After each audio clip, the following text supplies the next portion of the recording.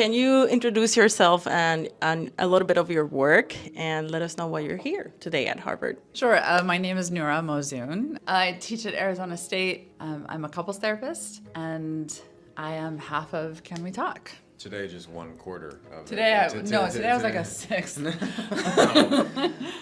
Hi, I'm Penn Badgley. I'm an actor, producer, writer, and director. Podcaster. Speaker. Author. Uneducated authority.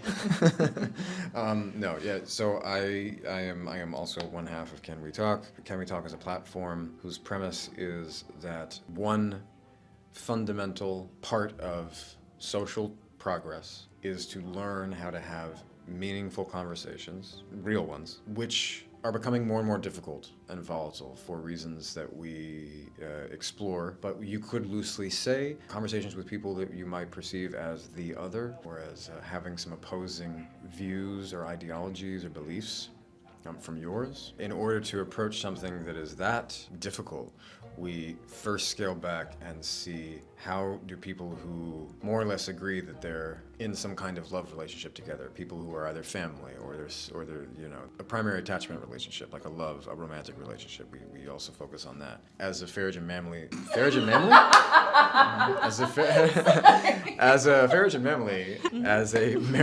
and family therapist. We got that. Is this on? Is this? No, you take it. Nura provides expertise and background when she's not in a fit of laughter as to how it is that people in these primary attachment relationships overcome sometimes the most difficult things that would otherwise lead to divorce, that would otherwise lead to the dissolution of a family system. I myself don't have that expertise and authority, but I am married and I do come from a family, and I have a family, and that's growing constantly. So, yeah, my goodness, I went from being an only child to being just like, I have so much family now, I'm gonna have 4 kids. We start there. We look at the big problems of the world and we scale down to the smallest, because we believe, just like the laws of nature, the same laws apply at every level, but they sometimes look different. So if we want to know first how to get to the moon, you need to understand gravity on a smaller scale, right? So with love, basically, we are talking about the actual laws of human relationships here. In order to understand these bigger things between nations, warring nations, we want to know how is it that 2 people overcome a warlike mentality. We're always learning how to summarize this.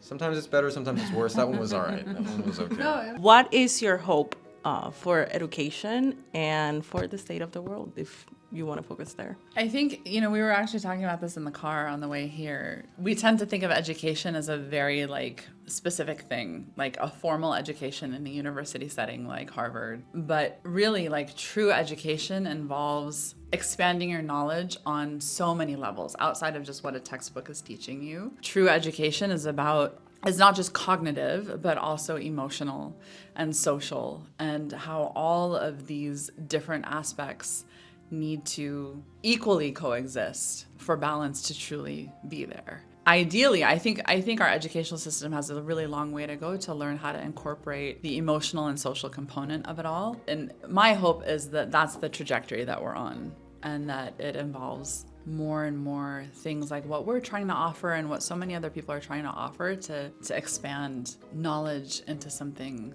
bigger and more socially useful. What is education?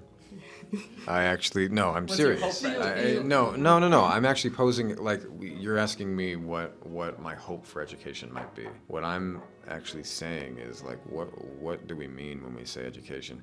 I think Nura mentioned we tend to use the term to reference something that is actually quite narrow, which is a formal Western education, and it's not just Western, but it's a formalized. Yeah, it's definitely formalized, institutionalized, and we think of it as being kind of this period of 4 years maybe within a university, and a life should be one of constant education. I suggest that in any given moment, you are either a teacher or a student.